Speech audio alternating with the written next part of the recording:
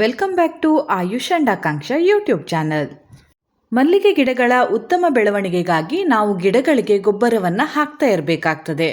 ಅದರಲ್ಲೂ ಮುಖ್ಯವಾಗಿ ಈ ಮಲ್ಲಿಗೆ ಗಿಡಗಳಿಗೆ ಹಿಂಡಿಯ ಗೊಬ್ಬರ ತುಂಬಾ ಒಳ್ಳೆಯದು ಅಂತ ನಾನು ಯಾವಾಗಲೂ ಹೇಳ್ತಾ ಇರ್ತೇನೆ. ಈ ಹಿಂಡಿಯಲ್ಲಿ ಕೂಡ ನಾನಾ ರೀತಿಯ ಹಿಂಡಿಗಳು ನಮಗೆ ಮಾರ್ಕೆಟಲ್ಲಿ ಸಿಗ್ತದೆ.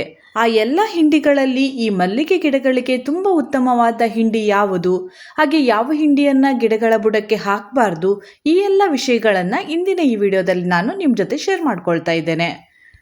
ನೀವಿನ್ನು ನನ್ನ ಚಾನಲನ್ನು ಸಬ್ಸ್ಕ್ರೈಬ್ ಮಾಡದೆ ಈ ವಿಡಿಯೋವನ್ನು ನೋಡ್ತಾ ಇದ್ದಲ್ಲಿ ಇವಾಗಲೇ ಸಬ್ಸ್ಕ್ರೈಬ್ ಮಾಡಿ. ಮೊದಲಿಗೆ ನಾವು ಹಿಂಡಿ ಅಂದರೆ ಏನು ಅಂತ ತಿಳಿದುಕೊಳ್ಳೋಣ. ಕೆಲವೊಂದು ಬೀಜಗಳು ಅಂದರೆ ಕಡಲೆ, ಎಳ್ಳು, ಹರಳು ಹಾಗೆ ಬೇವಿನ ಬೀಜಗಳಿಂದ ಎಣ್ಣೆ ತೆಗೆದ ನಂತರ ಉಳಿಯುವಂತಹ ತುರಿ ಅಥವಾ ಒಂದು ಭಾಗವನ್ನು ಹಿಂಡಿ ಅಂತ ಹೇಳ್ತೇವೆ.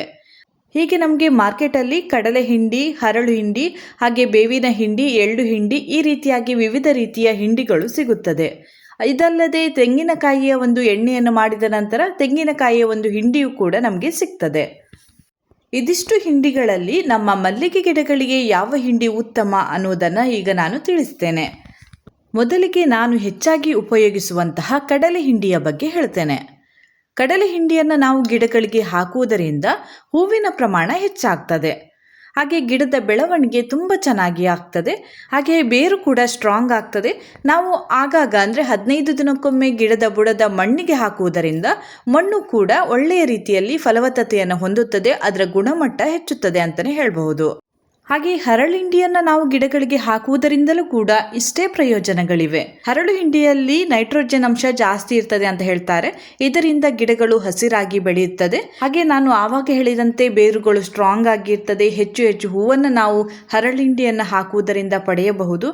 ಹೀಗೆ ಹರಳು ಹಿಂಡಿ ಮತ್ತು ಕಡಲೆ ಹಿಂಡಿಯನ್ನು ಕಂಪೇರ್ ಮಾಡಿದಾಗ ಒಂದೇ ರೀತಿಯಾದ ಒಂದು ರಿಸಲ್ಟನ್ನು ನೀಡ್ತದೆ ಅಂತಲೇ ಹೇಳಬಹುದು. ಹಾಗೆ ಎಳ್ಳು ಹಿಂಡಿಯನ್ನು ಗಿಡಗಳ ಬುಡಕ್ಕೆ ಹಾಕುವುದರಿಂದಲೂ ಕೂಡ ಒಳ್ಳೆಯ ಒಂದು ರಿಸಲ್ಟ್ ಬರ್ತದೆ ಅಂತ ಹೇಳ್ತಾರೆ. ಇದರಲ್ಲಿ ಹೆಚ್ಚಿನ ಪೋಷಕಾಂಶಗಳು ಇರ್ತದೆ. ಇದರಿಂದ ಹೆಚ್ಚು ಹೆಚ್ಚು ಹೂವನ್ನು ನಾವು ಪಡೆಯಬಹುದು. ಹಾಗೆ ಗಿಡಗಳು ಆರೋಗ್ಯಯುತವಾಗಿರ್ತದೆ. ಹಾಗೆ ಎಳ್ಳು ಹಿಂಡಿಯನ್ನು ನಾವು ಗಿಡಗಳಿಗೆ ಹಾಕುವುದರಿಂದ ಗಿಡದಲ್ಲಿ ಆದಂತಹ ಹೂವಿನ ಗಾತ್ರವನ್ನು ಕೂಡ ಹೆಚ್ಚಿಸಬಹುದು. ಇನ್ನು ಬೇವಿನ ಹಿಂಡಿಯ ಬಗ್ಗೆ ಹೇಳಬೇಕಂದ್ರೆ ಬೇವಿನ ಹಿಂಡಿಯು ಗೊಬ್ಬರ ಮಾತ್ರವಲ್ಲದೆ ಕೀಟನಾಶಕವಾಗಿ ಕೆಲಸ ಮಾಡ್ತದೆ. ಗಿಡದ ಬುಡದಲ್ಲಿ ಅಥವಾ ಬೇರಿನಲ್ಲಿ ಏನಾದರೂ ಒಂದು ಹುಳಗಳ ಸಮಸ್ಯೆ ಕಂಡು ಬಂದಲ್ಲಿ ಅಥವಾ ಫಂಗಸ್ ರೀತಿಯ ಒಂದು ಸಮಸ್ಯೆ ಕಂಡು ಬಂದಲ್ಲಿ ಈ ಬೇವಿನ ಹಿಂಡಿಯನ್ನು ಹಾಕುವುದರಿಂದ ಸ್ವಲ್ಪ ಮಟ್ಟಿಗೆ ಕಡಿಮೆ ಮಾಡಬಹುದು. ಆಗಾಗ ಬೇವಿನ ಹಿಂಡಿಯನ್ನು ನಾವು ಗಿಡಗಳ ಬುಡಕ್ಕೆ ಹಾಕುವುದರಿಂದ ಬೇರಿನಲ್ಲಿ ಮುಂದೆ ಯಾವುದೇ ರೀತಿಯಲ್ಲಿ ರೋಗ ಬರದಂತೆ ಕಂಟ್ರೋಲನ್ನು ಮಾಡಬಹುದು. ಇದು ಗೊಬ್ಬರವಾಗಿ ಕೆಲಸ ಮಾಡಿದರೂ ಕೂಡ ನೆಲಗಡಲೆ ಹಿಂಡಿ, ಎಳ್ಳು ಹಿಂಡಿ ಹಾಗೆ ಹರಳಿಂಡಿಯಷ್ಟು ಇದರ ಒಂದು ಫಲಿತಾಂಶ ಒಳ್ಳೆಯದಾಗಿರುವುದಿಲ್ಲ ಅಂತಲೇ ಹೇಳಬಹುದು.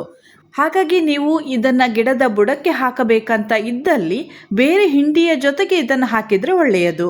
ಇದರಲ್ಲಿ ಸ್ವಲ್ಪ ಪ್ರಮಾಣದಲ್ಲಿ ಮಾತ್ರ ಪೋಷಕಾಂಶಗಳು ಇದೆ ಅಂತ ಹೇಳ್ತಾರೆ. ಹಾಗಾಗಿ ನಾವು ಬೇವಿನ ಹಿಂಡಿಯನ್ನು ಹರಳಿಂಡಿಯ ಜೊತೆಗೆ ಅಥವಾ ನೆಲಗಡಲೆ ಹಿಂಡಿಯ ಜೊತೆಗೆ ಮಿಶ್ರಣ ಮಾಡಿ ನೆನೆಸಿಟ್ಟು ನಂತರ ಗಿಡಗಳ ಬುಡಕ್ಕೆ ಹಾಕಬೇಕಾಗ್ತದೆ. ಇನ್ನು ತೆಂಗಿನಕಾಯಿ ಹಿಂಡಿ ಅಂತ ಸಿಗ್ತದೆ. ತೆಂಗಿನಕಾಯಿಯ ಎಣ್ಣೆಯನ್ನು ಮಾಡಿದ ನಂತರ ಸಿಗುವಂತಹ ಒಂದು ಹಿಂಡಿ ಅಂತ ಹೇಳಬಹುದು. ಅದನ್ನು ನಾವು ಗಿಡಗಳ ಬುಡಕ್ಕೆ ಹಾಕಬಹುದಾ ಅಂತ ಕೇಳಿದರೆ ಇದರಲ್ಲಿ ಯಾವುದೇ ರೀತಿಯಾದ ಪೋಷಕಾಂಶಗಳು ಹೆಚ್ಚಿನ ಪ್ರಮಾಣದಲ್ಲಿ ಇರುವುದಿಲ್ಲ, ಸ್ವಲ್ಪ ಪ್ರಮಾಣದಲ್ಲಿ ಇರ್ತದೆ. ಇದನ್ನು ನಾವು ಗಿಡಗಳ ಬುಡಕ್ಕೆ ಹಾಕುವುದರಿಂದ ಗಿಡಗಳ ಬೆಳವಣಿಗೆ ಆಗಲಿ ಹೂವಲ್ಲಿ ಆಗಲಿ ಯಾವುದೇ ರೀತಿಯಾದ ಚೇಂಜಸ್ ಆಗುವುದಿಲ್ಲ. ಅಂದರೆ ಇದರಲ್ಲಿ ಪೋಷಕಾಂಶಗಳು ಇದ್ದರೆ ಗಿಡಗಳ ಬೆಳವಣಿಗೆ ಉತ್ತಮವಾಗ್ತದೆ, ಹೂವಿನ ಪ್ರಮಾಣ ಜಾಸ್ತಿ ಆಗ್ತದೆ. ಆದರೆ ಇದರಲ್ಲಿ ಹೆಚ್ಚಿಗೆ ಏನು ಪೋಷಕಾಂಶಗಳು ಇಲ್ಲದೇ ಇದ್ದ ಕಾರಣ ಗಿಡಗಳಿಗೆ ಇದು ಅಷ್ಟೊಂದು ಸೂಕ್ತವಲ್ಲ ಅಂತ ಹೇಳ್ತಾರೆ. ಇದನ್ನು ನೀವು ಹಾಕಬೇಕು ಅಂತ ಇದ್ದಲ್ಲಿ ಬೇರೆ ಹಿಂಡಿಯ ಜೊತೆಗೆ ಹಾಕಬೇಕಾಗ್ತದೆ. ಹಾಗೆ ಇದರಿಂದ ಮಣ್ಣು ಸ್ವಲ್ಪ ಮೃದು ಆಗ್ತದೆ ಅಂತ ಹೇಳ್ತಾರೆ. ಅದು ಒಂದು ಉಪಯೋಗ ಇದೆ ಅಷ್ಟೇ. ಹೀಗೆ ಮಲ್ಲಿಗೆ ಗಿಡಗಳಿಗೆ ಯಾವೆಲ್ಲ ಹಿಂಡಿಯನ್ನು ಹಾಕಬಹುದು, ಅದರಿಂದ ಏನೆಲ್ಲ ಉಪಯೋಗ ಆಗ್ತದೆ ಅಂತ ತಿಳಿಸಿದ್ದೇನೆ. ಈಗ ಕೆಲವರಿಗೆ ಡೌಟ್ ಬರಬಹುದು, ನಾವು ನೆಲಗಡಲೆ ಹಿಂಡಿ ಮತ್ತು ಹರಳು ಹಿಂಡಿಯನ್ನು ಒಟ್ಟಿಗೆ ಹಾಕಬಹುದಾ ಅಂತ ಕೇಳಬಹುದು. ಒಟ್ಟಿಗೆ ಹಾಕಬಹುದು, ಆದರೆ ಅದರ ಪ್ರಮಾಣವನ್ನು ತುಂಬ ಕಡಿಮೆ ಮಾಡಬೇಕಾಗ್ತದೆ. ನೀವು ಒಂದು ಹಿಂಡಿಯನ್ನು ಎಷ್ಟು ಹಾಕಬೇಕು ಅಂತ ಅಂದುಕೊಂಡಿದ್ದೀರಿ, ಅಂದರೆ ಯಾವಾಗಲೂ ನೀವು ಹಾಕ್ತೀರಾ ಅದೇ ಪ್ರಮಾಣದಲ್ಲಿ 2 ಹಿಂಡಿಯನ್ನು ಸೇರಿಸಿ ನೀವು ಹಾಕಬೇಕಾಗ್ತದೆ. ಎರಡೂ ಕೂಡ ಜಾಸ್ತಿ ಪ್ರಮಾಣದಲ್ಲಿ ಹಾಕಿದರೆ ಗಿಡಗಳು ಸುಟ್ಟು ಹೋಗುವ ಚಾನ್ಸಸ್ ಇರ್ತದೆ. ಹಾಗಾಗಿ ಹಾಕುವಾಗ ಸ್ವಲ್ಪ ಜಾಗ್ರತೆಯಿಂದ ಹಾಕಬೇಕಾಗ್ತದೆ. ಎರಡು ರೀತಿಯ ಹಿಂಡಿಯಲ್ಲೂ ಕೂಡ ಒಂದೇ ರೀತಿಯಾದ ಒಂದು ರಿಸಲ್ಟ್ ಸಿಗ್ತದೆ ಅಂತ ಹೇಳಬಹುದು. ಹಾಗಾಗಿ ನೀವು ಹಣ ಕೊಟ್ಟು ಇದನ್ನು ಪರ್ಚೇಸ್ ಮಾಡುವಾಗ ಸುಮ್ಮನೆ ಎರಡಕ್ಕೂ ಕೂಡ ಹಣವನ್ನು ವೇಸ್ಟ್ ಮಾಡುವುದಕ್ಕಿಂತ ಯಾವುದಾದ್ರೂ ಒಂದು ಹಿಂಡಿಯನ್ನು ನೀವು ಗಿಡಗಳಿಗೆ ಹಾಕಿದರೆ ಒಳ್ಳೆಯದು. ನೀವು ಎರಡನ್ನು ಕೂಡ ಹಾಕಬಹುದು. ನಾನು ಆವಾಗ ಹೇಳಿದಂತೆ ಅದರ ಪ್ರಮಾಣವನ್ನು ಸ್ವಲ್ಪ ಕಡಿಮೆ ಮಾಡಿ ಗಿಡಗಳಿಗೆ ಹಾಕಬೇಕಾಗ್ತದೆ. ಹಾಗೆ ನೀಮ್ ಕೇಕ್ ಅಥವಾ ಬೇವಿನ ಹಿಂಡಿಯನ್ನು ನೀವು ಯಾವುದೇ ಒಂದು ಹಿಂಡಿಯ ಜೊತೆಗೆ ಮಿಶ್ರಣವನ್ನು ಮಾಡಿ ಗಿಡಗಳಿಗೆ ಹಾಕಬಹುದು. ಬೇವಿನ ಹಿಂಡಿಯಲ್ಲಿ ಪೋಷಕಾಂಶಗಳು ಸ್ವಲ್ಪ ಕಡಿಮೆ ಇರುವುದರಿಂದ ಬೇರೊಂದು ಹಿಂಡಿಯಲ್ಲಿ ಸ್ವಲ್ಪ ಹೆಚ್ಚಿಗೆ ಇರುವುದರಿಂದ ಅದು ಮ್ಯಾನೇಜ್ ಆಗ್ತದೆ. ಹಾಗೆ ಅದರ ಗುಣಗಳು ಬೇರೆ ಬೇರೆ ಆಗಿರ್ತದೆ. ಅಂದರೆ ಬೇವಿನ ಹಿಂಡಿಯಲ್ಲಿ ಹುಳಗಳನ್ನು ಕಂಟ್ರೋಲ್ ಮಾಡುವಂತಹ ಒಂದು ಗುಣ ಇರ್ತದೆ. ಇನ್ನು ಬೇರೆ ಒಂದು ಹಿಂಡಿಯಲ್ಲಿ ಗಿಡಗಳ ಬೆಳವಣಿಗೆಗೆ ಬೇಕಾದಂತಹ ಪೋಷಕಾಂಶಗಳು ಇರ್ತದೆ. ಹಾಗಾಗಿ ಆ ಎರಡು ಹಿಂಡಿಯನ್ನು ಒಟ್ಟಿಗೆ ಹಾಕಿ ನೀವು ಗಿಡಗಳಿಗೆ ಹಾಕಬಹುದು. ಆದರೆ ಬೇವಿನ ಹಿಂಡಿಯನ್ನು ಸ್ವಲ್ಪ ಕಡಿಮೆ ಪ್ರಮಾಣದಲ್ಲಿ ಹಾಕಬೇಕಾಗ್ತದೆ. ಬೇರೆ ಹಿಂಡಿಯನ್ನು ಸ್ವಲ್ಪ ಜಾಸ್ತಿ ಪ್ರಮಾಣದಲ್ಲಿ ಹಾಕಬೇಕಾಗ್ತದೆ. ಇನ್ನು ಸಾಸಿವೆ ಹಿಂಡಿ ಅಂತ ಸಿಗ್ತದೆ. ಸಾಸಿವೆ ಎಣ್ಣೆಯನ್ನು ಮಾಡಿದ ನಂತರ ಉಳಿಯುವಂತಹ ಒಂದು ಅಂಶದಿಂದ ಸಾಸಿವೆ ಹಿಂಡಿ ಮಾಡ್ತಾರೆ. ಅದು ಕೂಡ ನಮ್ಮ ಗಿಡಗಳಿಗೆ ಒಳ್ಳೆಯದು. ಈ ಹಿಂಡಿ ನಮ್ಮ ಊರುಗಳಲ್ಲಿ ಸಿಗುವುದು ತುಂಬಾ ಕಷ್ಟ. ಹಾಗಾಗಿ ಯಾರು ಕೂಡ ಇದನ್ನು ಬಳಸ್ತಾ ಇಲ್ಲ. ಇಲ್ಲಿ ಹೆಚ್ಚಾಗಿ ನೆಲಗಡಲೆ ಹಿಂಡಿ ಸಿಗ್ತದೆ, ಅದನ್ನೇ ಹೆಚ್ಚಾಗಿ ಹಾಕ್ತಾರೆ. ಹಿಂಡಿಯನ್ನು ಯಾವಾಗಲೂ ನೀವು ನೀರು ಮಾಡಿ ದ್ರವ ರೂಪಕ್ಕೆ ತಂದು ಗಿಡಗಳಿಗೆ ಹಾಕಿದರೆ ತುಂಬ ಒಳ್ಳೆಯದು. ನೀವು ಹೀಗೆ ಚಿಪ್ಸ್ ರೀತಿಯಲ್ಲಿ ಹಾಕಿದರೆ ಅದು ಗಿಡಗಳಿಗೆ ಪೋಷಕಾಂಶವನ್ನು ನೀಡುವಾಗ ತುಂಬಾ ಸಮಯ ತೆಗೆದುಕೊಳ್ತದೆ. ಹಾಗಾಗಿ ನೀರು ಮಾಡಿ ಹಾಕಿದರೆ ಕೆಲವೇ ದಿನಗಳಲ್ಲಿ ಅದರ ಒಂದು ರಿಸಲ್ಟ್ ನಮಗೆ ತಿಳಿಯುತ್ತದೆ.